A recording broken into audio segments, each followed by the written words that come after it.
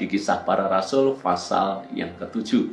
Dan kali ini kita akan belajar dari satu tokoh, yaitu Stefanus. Siapa Stefanus itu? Stefanus adalah salah satu di antara 7 orang pilihan yang menerima delegasi daripada para rasul untuk melakukan pelayanan meja.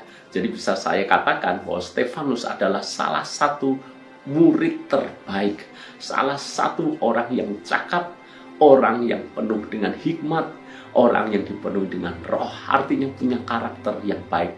Tidak heran Stefanus terpilih untuk melakukan pelayanan diakonia pada waktu itu. Dan kemudian cerita bergulir bahwa Stefanus mengalami atau menerima tuduhan daripada imam-imam. Dan tidak hanya sekedar dituduh, tapi Stefanus juga diseret dan dihadapkan ke mahkamah agama. Di dalam pasal yang ke-7 kita membaca pembelaan Stefanus. Dan biasanya orang kalau didakwa, maka dia akan gunakan kesempatan itu untuk membela dirinya habis-habisan. Supaya apa? Supaya hukumannya diperingan, atau syukur-syukur dia tidak dianggap bersalah dan lolos dari hukuman. Namun kalau kita membaca Kisah pasal 7, coba baca pembelaan Stefanus. Justru saya membaca di sini, hampir Stefanus tidak membela dirinya, malah dia gunakan kesempatan itu untuk memberitakan Injil. Stefanus justru menceritakan tentang nenek moyang mereka, sampai akhirnya menceritakan tentang Tuhan Yesus Kristus.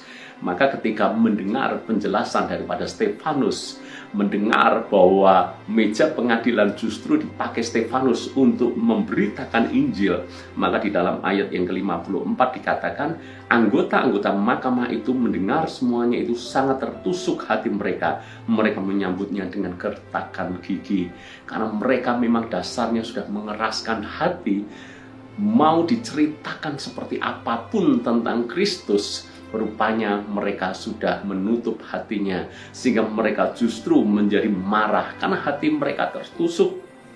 Lalu kemudian Stefanus yang penuh dengan Roh Kudus itu diseret dan kemudian dirajam dengan batu hingga mati.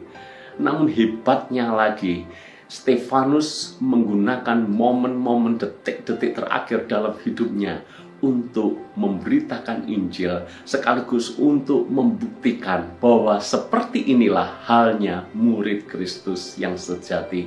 Buktinya apa? Di dalam ayat yang ke-60, sambil berlutut ia berseru dengan suara nyaring, Tuhan, jangan tanggungkan dosa ini kepada mereka. Dan dengan perkataan itu meninggallah ia. Hebat sekali. Menjelang dia mati, harusnya dia marah dengan orang yang menyeretnya. Harusnya dia marah dengan orang yang merajamnya dengan batu. Harusnya ia marah dengan para imam kepala yang mendakwanya dengan dakwaan yang sangat-sangat salah. Namun kita lihat di sini bahwa Stefanus bukannya benci kepada mereka, bukannya marah atau mengutuk atau memaki-maki mereka. Justru Stefanus dia berlutut dan berseru, Tuhan, janganlah tanggungkan dosa ini kepada mereka. Memiliki karakter Kristus, benar-benar serupa dengan Kristus. Sebab menjelang detik-detik Kristus mati, Kristus juga berkata hal yang sama kepada Bapanya.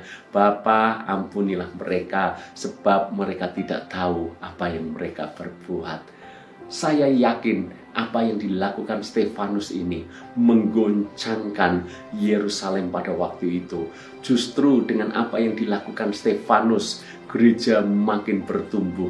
Mau dihambat seperti apapun terus merambat. Kan mereka melihat tokoh-tokoh, pemimpin-pemimpin gereja pada waktu itu menunjukkan iman yang luar biasa, menunjukkan karakter Kristus yang luar biasa. Aniaya, penderitaan tidak bisa menghentikan pergerakan gereja Tuhan pada waktu itu. Saya mengajak saudara semuanya belajar dari Stefanus, orang yang luar biasa, orang yang benar-benar hidupnya serupa dengan Kristus, orang yang benar-benar menggunakan setiap waktunya untuk menceritakan Yesus Kristus adalah Tuhan. Saya berdoa hal yang sama terjadi kepada kita. Kita dipakai Tuhan untuk menceritakan Yesus Kristus adalah Tuhan. Dan orang-orang dunia melihat Kristus di dalam hidup kita. Tuhan berkati.